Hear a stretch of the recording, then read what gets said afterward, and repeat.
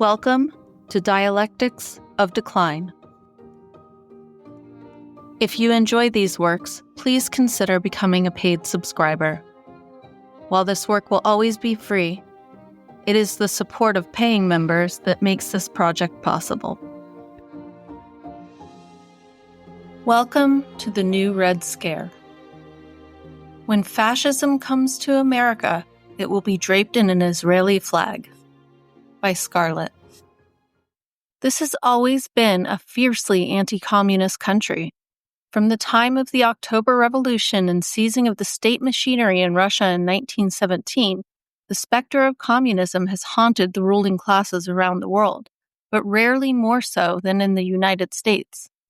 From the Palmer Raids in the 1920s to the wave of McCarthyism in the 1950s, the government has had no problem bringing the full force of the state down on those with beliefs that were subversive to the goals of the ruling class. With the Soviet Union in the rearview mirror, the end of the Cold War, and the culmination of the decades-long work of dismantling trade unions and working-class solidarity, the numbers of those with remaining communist sympathies has been no more than a rounding error. While Occupy Wall Street, the rise of Bernie Sanders, the resurgence of DSA, and the Black Lives Matter protests in 2020 are hardly what one would call communist in character, these events have shaken the ruling class after decades of a left that barely existed at all. Enter the movement for a free Palestine. After the Al-Qassam brigades launched an incursion against Israel on October 7, 2023, Israel began its full frontal assault on Gaza, and a nation who rarely seems to care about foreign policy at all took notice.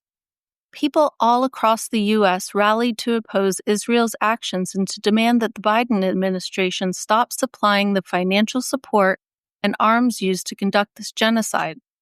On November 4, 2023, less than a month after Israel began its attacks, around 300,000 people gathered in Washington, D.C. to protest.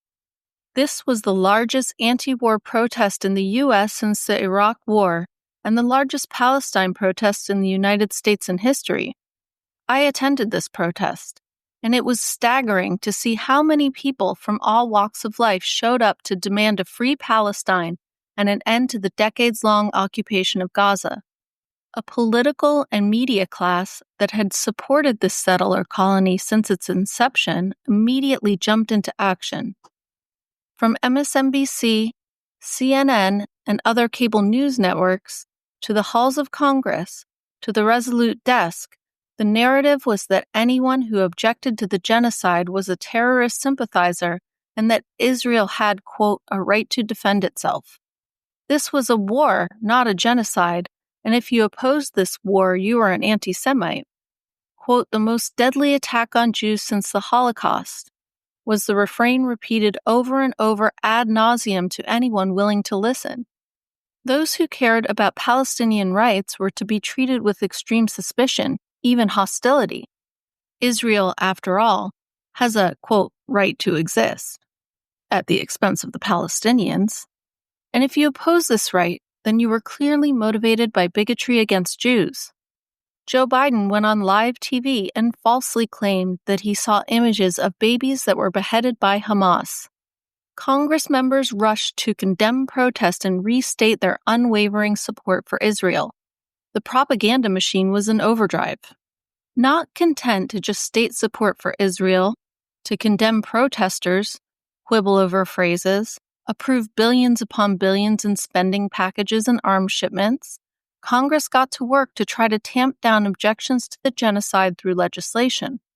A wave of dozens of new bills and resolutions were introduced in the 118th Congress that were designed to condemn, harass, intimidate, and even criminalize Palestine activists.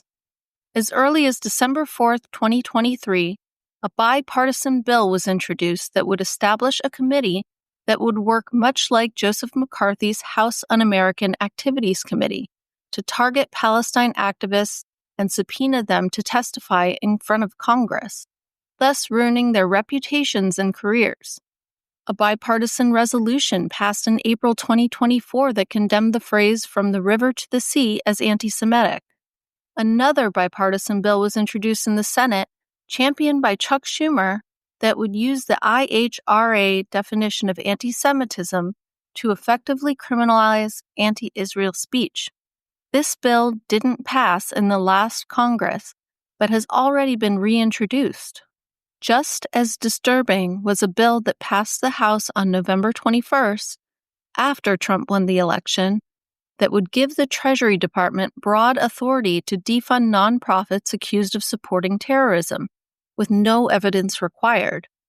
If this bill becomes law, this would be akin to handing Trump a loaded gun to defund any liberal NGO he pleased, including the NAACP and the ACLU.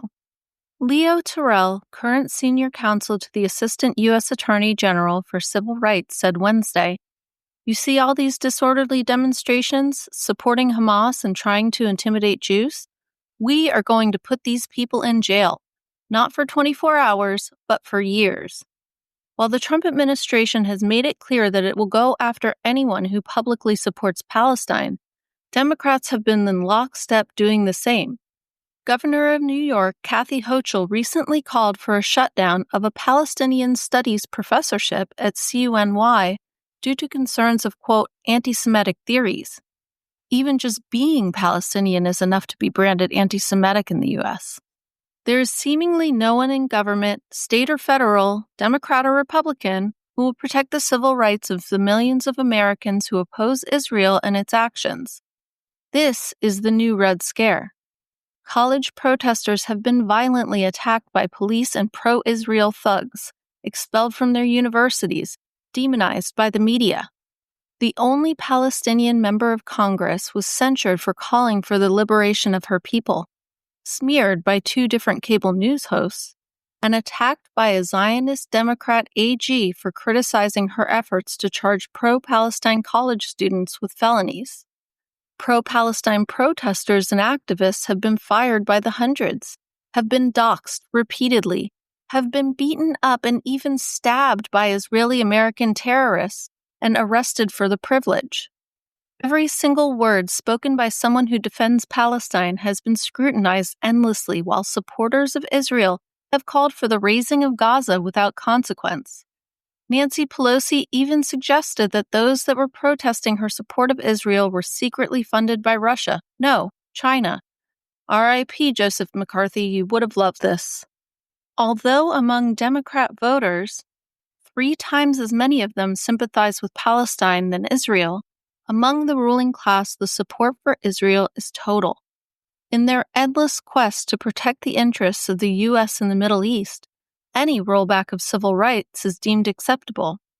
The more civil liberties the government is willing to trample on to protect something, the more that something can be understood as an important site of struggle against the ruling class. The United States has risked it all for Israel in the last 16 months, losing a lot of legitimacy on the world stage in the process, by making a mockery of the concept of international law and the, quote, rules-based international order. It's clear this little settler colony is an immensely important part of the Western strategy for hegemony, and the dismantling of it is a vital piece of dismantling the state machinery itself. These are terrifying times. Having the entire weight of the state against you while you stand up for basic humanity can be daunting. The ruling class is baring its teeth, is becoming less ideologically delineated, and is flexing its class solidarity. We are up against the most advanced surveillance and military technology ever created. This is an existential struggle for the survival of all life on Earth against the most well-armed machine in history. As the contradictions heighten, as the working class becomes more agitated and angry, our rulers are abandoning even the managed democracy they have deigned to give us for something much more restrictive. This is by no means a call to give up, however. One benefit of this sort of suppression is that it does a lot to reveal what the ruling class really is and what their interests are. Despite unprecedented repression on college campuses, students are still vocally supporting Palestine. Despite the best efforts of the Biden administration, Congress, the media, the pundits, and legacy journalists, public opinion has turned on Israel for the first time ever. The cracks are there and they are starting to show. If you told me a couple years ago that hundreds of thousands of people would soon march on D.C. for Palestine, I never would have believed you. Just like I never would have believed that 30 million people would participate in protests spanning months demanding justice for Black lives taken by the police before it happened. We must never underestimate what we are capable of when we come together. As ever, our job is to continue to speak loudly on these issues of human rights and challenge the dominant narrative. We can't predict when these crises will occur, but we can be ready to meet those who show up to object and bring them into the fight for a better world. The arc of the universe doesn't bend towards justice on its own. It's up to us to bend it. When we fight, we see that there are a lot of other people standing there fighting with us. Our rulers want us to feel hopeless about our ability to change the future.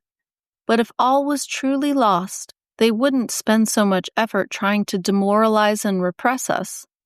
Though they wield their swords of steel, their coffers of gold, their tongues of influence, it is we who hold the luminous torch of truth, which can never be seized.